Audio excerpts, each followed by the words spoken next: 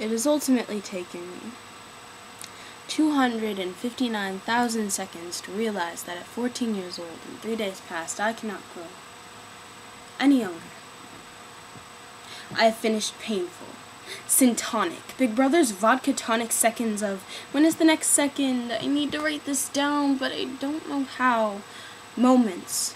But hold on 2 seconds, every transcontinental man in this continent of the great American nation, with a radio connection or TV, I must decree the prophecy that you may one day be with me.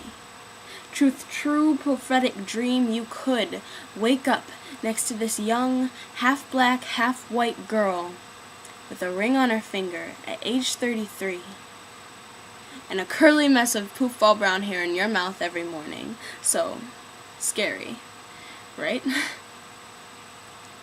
Consider this an optic myriad warning of our future lives together.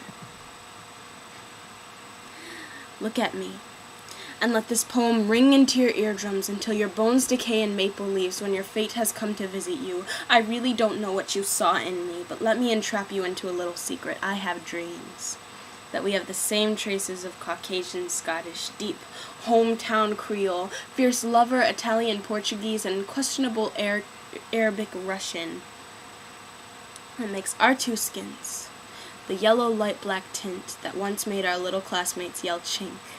Let me let you in on a fun fact attack. We were once the same shade as Malcolm X, so maybe, this summer, let's raise our middle fingers to the air and scream at the top of our lungs, I once had a dream that we did anything and everything inherently possible by any means necessary. My fathoms of the night I told you I love you are so grandiose that I think it will just be one Saturday morning breakfast when I couldn't hold it in anymore and you'd just laugh and laugh and laugh, leaving me pretty upset. Of course, you'd have to tell me 2 weeks later, leaving me in stress and distress, the fact that I couldn't ever read the palimpsest of me wanting to be with anyone else for the rest of my existence is today totally and completely unimaginable and will eventually blow my freaking mind. Not believe in love, commitment is a noose carrying me up to the heavens with an empty heart and an empty stomach is completely baffling. Believing any man with a contagious heart attracted to mine leads me to believe that you won't help but look at me with an opprobrious eye 24/7, even if you wouldn't kill a fly or would fight off 259,000 men just to sit on my doorstep, to grab my big toe on the way to work and whisper in my ear, please, let me come home.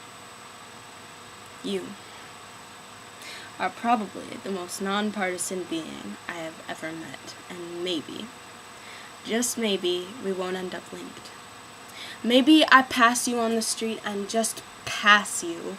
Maybe on our first date we had a debate on which radical leftist group ruled the 1960s and just parted ways. What if we just parted ways? Please. You, any man on this transcontinental continent with a transistor radio or a television set, find me, and let Maya's myriad poem ring into your eardrums until your bones decay under maple tree leaves and your skull is an empty soul. And know, this was a warning.